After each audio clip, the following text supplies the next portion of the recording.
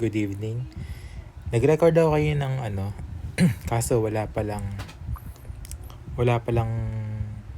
voice record kanina. So, ulitin ko ngayon. So, ang lesson natin ngayon is yung review of fundamentals of mathematics. So, which are integers, fractions, decimals, and percentages. So, unahin natin yung integers. Integers are any whole number na positive or negative. So, 6, negative 5, 3, negative 3, 10, and 12. Negative 12, are integers. Kasi, wala naman silang ibang composition ng number, kundi yun lang sila mismong whole number. And next naman is fraction. So, ang fractions is like yung portion ng isang whole na bagay. So, example natin, if merong 8 slices tong pizza na to, na nabilog na to, yung sa 1/8 na yan, yung pag kinuha mo tong isa, 1 siya over 8 slices ng pizza. So, hindi siya whole part ng pizza, kundi 1/8 part lang siya ng buong pizza. So, in percentage, that is 0.1250. Ito siya. Paano mo nakuha? 1 divided by 8 lang yan. 1 divided by 8. Or, simply put, gawin nyo na lang para makuha nyo yung mismong, para mas madali para sa inyo. Gawin nyo siyang 100 divided by 8. Makukuha nyo yung 12.50. Ngayon, paano nyo yung ano na yan? Paano yan? Percentage na yan. Kasi, nagkaroon kayo ng dalawang 0. Which is na-move din yung dalawang decimal niya from here papunta dito. Pero ang talagang result lang nito is 0.1250, which is decimal. Pero kapag ginawa nyo ganito yan, yung operation yan, magiging percentage na yan. Ayan. So, ang pag-convert naman ng decimal to percentage is itong 0.1250 na to, move 2 decimals to the right. Yan, move decimal, move 2 decimal to the right. So, yan, mula 0.12, mamove mo dalawang beses, magiging 12.50. Yun ay percentage na. So, decimal to percentage yun. Next naman is, ayan, decimals. Ang decimals, 2.25, 1.25, 1.50. Basta magkaroon na siya ng additional number after ng whole number. So, 1.01, 1.02, decimals na siya. Okay? And then, lastly is percentage. Ang percentage naman is yung halimbawa, ito yung retention grade, 66.7. Yung 70 items na exam, it is considered as 100%. So, ilang percent? Yung 67%.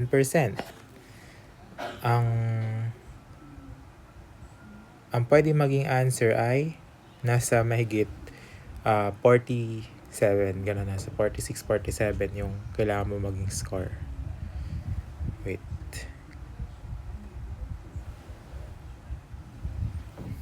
Yung mic is nakakonect sa phone. So, hindi narinig siguro yung kanina.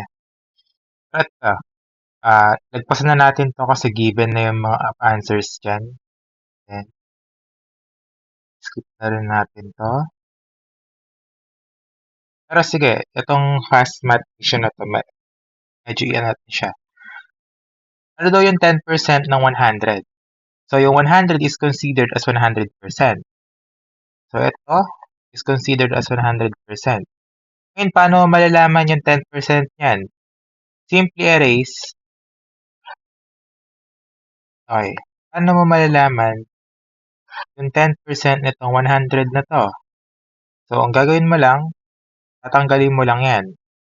10% na yan. So, ang sagot is 10.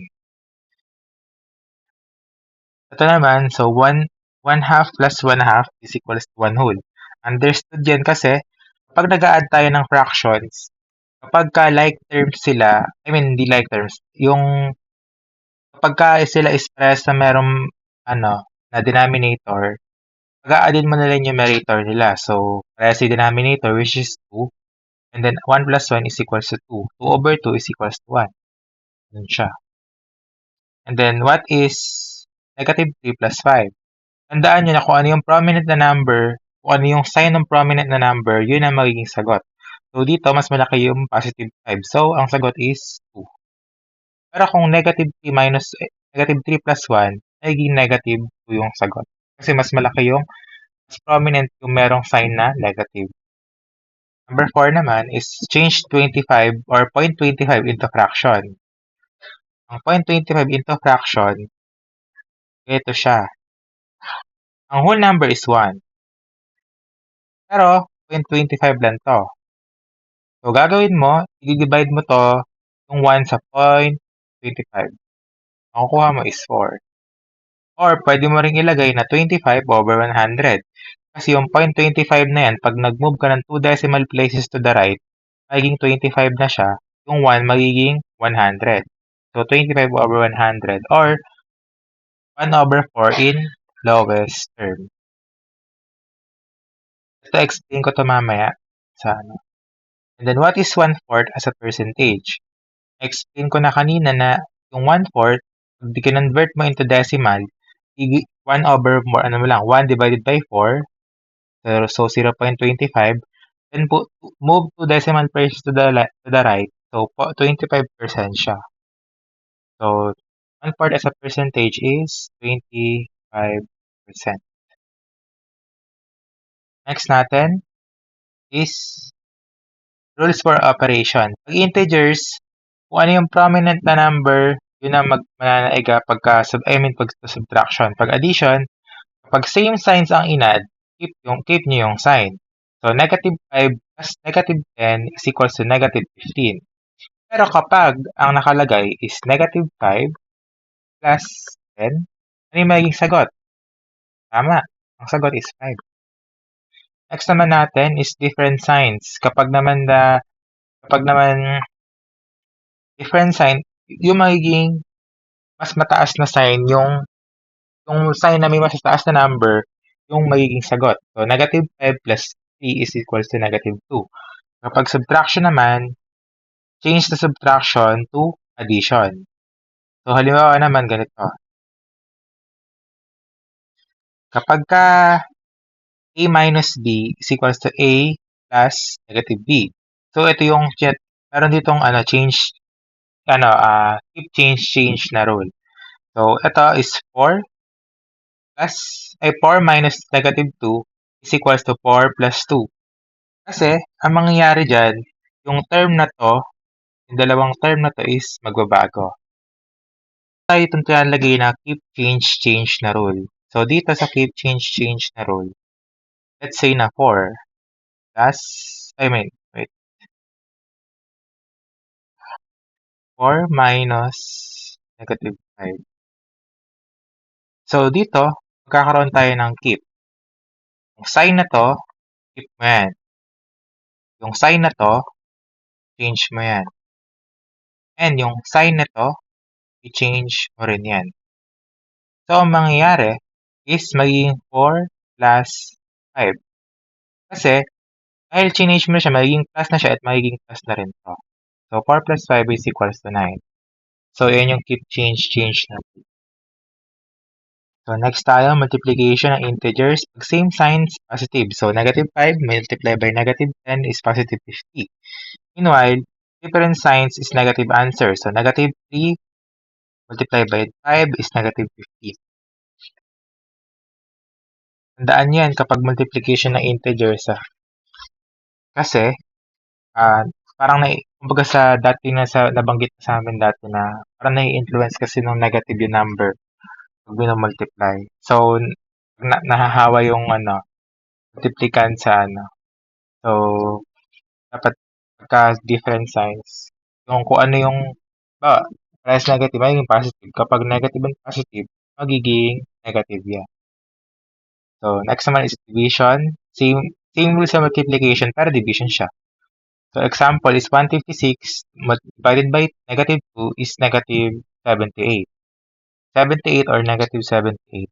Kasi sa accounting kasi ang ginagamit is ito. Kasi it represent efficiency or loss. Yan. So next is fractions. Addition or subtraction of fractions is, una, hahanapin mo LCD, then convert mo yung both fractions, and then convert mo into yung meron na LCD, and then add or subtract the numerators. So dito, ang example natin is 1/2 plus 1/3 is magiging 3/6 and 2/6 equals 5/6. So ganito siya. Example natin, 1/2 plus 1/3. So dito natin lagay 1/2 plus 1/3. Ano ba yung tinatawag na LCD? Yung LCD is tinatawag na least common denominator. Sabihin, yun yung pinakamaliit na denominator na pwede mo makuha, na pwede mo mapag-multiply ang dalawang number. Yun yung makukuha ang sagot. So dito, ang pwede mo makuha ang sagot is, kung nag-multiply mo yan, is 6. So, ang mangyayari ay, ano yung dalawa na yan? 2 multiplied by 3 and 3 multiplied by 2. So, ito is magiging multiplied by 3, ito ay magiging multiplied by 2. Gawin mo yan sa parehas. So, magiging sagot mo ay 1 multiplied by 3 is 3 over 2 multiplied by 3 is 6 plus 1 multiplied by 2 is 2 and 3 multiplied by 2 is 6. So, pagpasin mo siya, literally is 5/6. Yun yung sagot niya. And then, multiplication ng fractions is literal lang na mag-a-addin mo yung fractions niya mismo. So, dito, pag multiply mo lang yung fractions sa numerator, multiply by numerator, and then denominator, multiply by denominator. So, dito, 2/4 multiplied by 3/6 is 6/24. Or in lowest term is 1/4 or 1/4.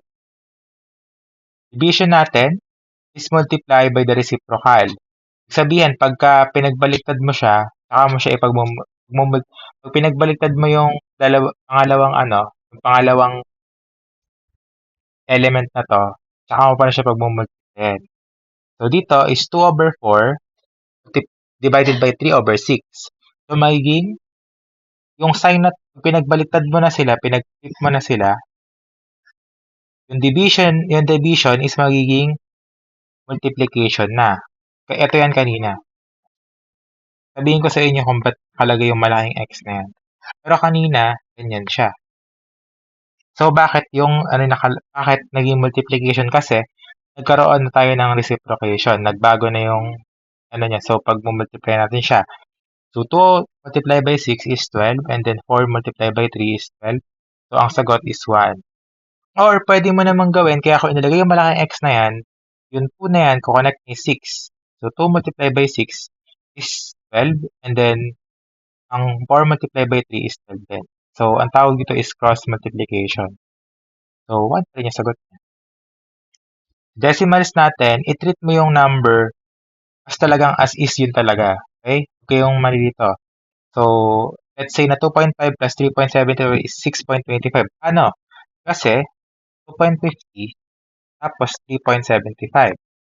5, 1, 1, tapos ang sagot is 6.25. Yan siya. And ito na may isang example. Mas madali i-solve to pag ganyan nakalagay kaysa sa ganyan.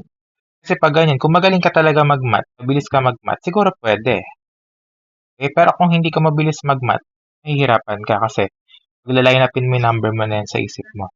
So next is multiplication. Multiply by whole number, then count the total decimal places.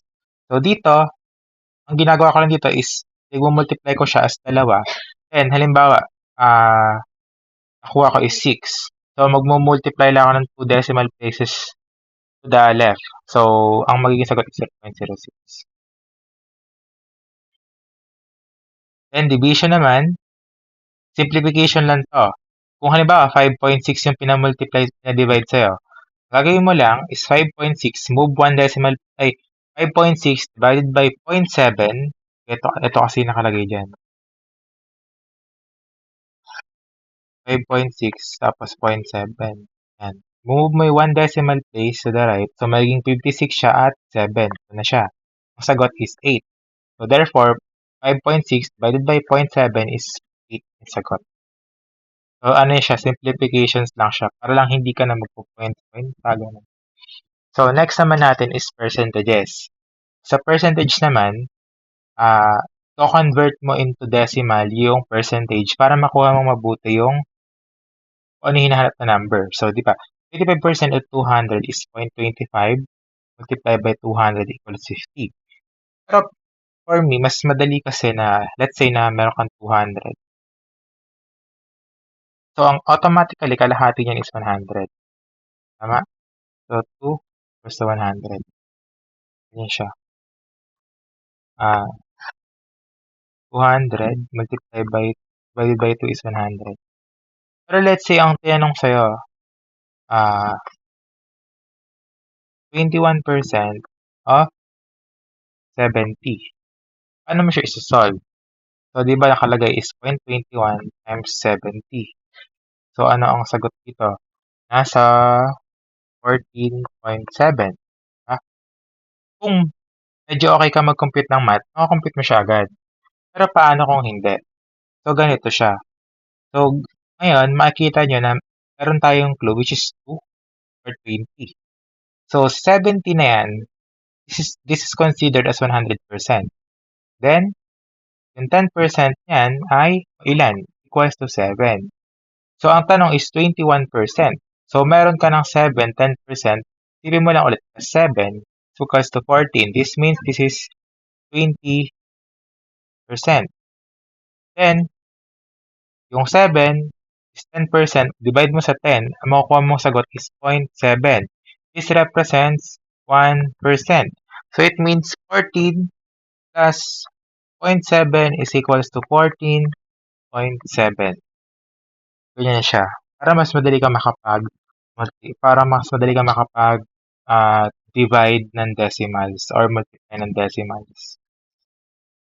Next naman natin is rule number 2 to add, subtract percentage, convert the percent from a decimal or fraction first. Mas madali kung pag-a-addin mo na lang siya directly. Pero sige, let's say na ganito. 20% convert natin into decimal. So, 0.20 plus 0.15 equals 0.35. Decimal yon. Ano kung fractions? 20 over 15. 15. So, pwede mong ilagay ay 20 and 15. 20 over 100. 15 over 100. Gawin natin mas simple. So, maging 35 over 100 siya. Okay? So, parang ganun din. 35 din yung kalalabasan niya. Diba? 35% din. So, dito naman kasi, parang medyo lalayo na tayo kapag ka ito. Mas mainam na ito, yung into decimals. So, sa converting natin, from fraction to decimals, divide the number by the denominator. So, ang fraction is 2.4. Ang decimal ay 0.50. Ano? 2 divided by 4 is nalabas is 0.50. Then, to percentage, to move to decimal places to the right. So, yung 0.50 is magiging 50%. Then, next naman natin, decimal to percent, multiply by 100 and add percentage sign. For me, mas madali na mag-move ka na ng 2 decimal places to the left, to the right, then tsaka ka maglagay ng percentage sign. Kaya nito, 0.3125, move 2 decimal places to the right, maging 31.25%. Lagyan mo na ng percent. Dito sa isa, percentage to decimal, baliktad lang. 31.25 mo, 31.25%. Move to decimal place to the left, maging 0.3125. Decimal na siya. And lastly is fraction to percent. Ito yun, kanina. Fraction to percent, convert mo muna yung fraction to decimal, then decimal to percentage. Para ito, divide mo yung numerator sa denominator. Then, kung nakuha nyo na yung decimal, gawin nyo lang is move to decimal place. Yun lang. Ile-lesson. So, sagutan na lang tong iba dito sa skill building activities. Thank you.